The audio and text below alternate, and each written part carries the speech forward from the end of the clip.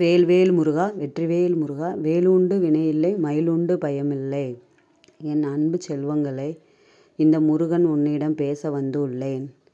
முருகா முருகா முருகா அப்படின்னு உன்னை தினமும் நான் கூப்பிட்டுக்கிட்டே இருக்கிறேனே முருகா, ஆனால் எனக்கு சோதனை மட்டுமே கொடுத்துட்டே இருக்கிறே முருகா அப்படின்னு நீ என்கிட்ட கேட்குற கேள்வி எனக்கு கேட்குது. ஆமாப்பா, உனக்கு நான் சோதனையைத்தான் கொடுக்குறேன். ஏன் கொடுக்குறேன்னு தெரியுமா? எதுக்கு கொடுக்குறேன்னு தெரியுமா? சிற்பிக்குள் இருக்கும் அதுபோல நான் உன்னை சோதிக்கிறேன் என்றால், நீ சிற்பிக்குள் இருக்கும் முத்தாக உன்னை மாற்றிக்கொண்டு இருக்கிறேன் என்று அர்த்தம். சிற்பியில் இருக்கும் முத்து எவ்வளவு வெளியே வந்த பின்னாடி உயர்நிலையை அடைகிறதோ, அதுபோலவே துன்பம், துயரம், கஷ்டம் அப்படின்ற ஒரு சிற்பி என்ற சிறைக்குள் உன்னை நான் அடைத்து வைத்து உன்னை சோதித்து கொண்டு இருக்கிறேன். ஏனென்றால், நாளை விலை உயர்ந்த சிற்பியைப் போல் உன்னை மாற்ற வேண்டும் என்பதற்காக மட்டுமே தவிர உன்னை கஷ்டப்படுத்துவன் அப்படின்றதுக்காக கிடையாது.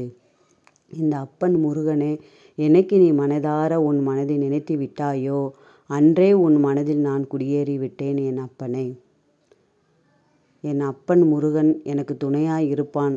நான் என்ன கஷ்டப்பட்டாலும் என் அப்பன் முருகனை நான் மறக்க மாட்டேன் அப்படின்னு நீ என்னைக்கு நினைத்தேயோ, அன்றே நான் உன் மனதில் குடியேறி விட்டேன். விலை உயர்ந்த முத்து போல் என் செல்ல குழந்தைகளை மாற்றுவதற்காகவே சின்ன சின்ன கஷ்டங்களை உனக்கு கொடுக்கின்றனே தவிர உன்னை கஷ்டப்படுத்த வேண்டும் என்பதற்காக அல்ல. எவன் ஒருவன் உயர்ந்த நிலையை அடைய வேண்டுமோ அவனுக்கு சின்ன சின்ன சோதனைகள் என் மூலம் நடந்து கொண்டே இருக்கும்.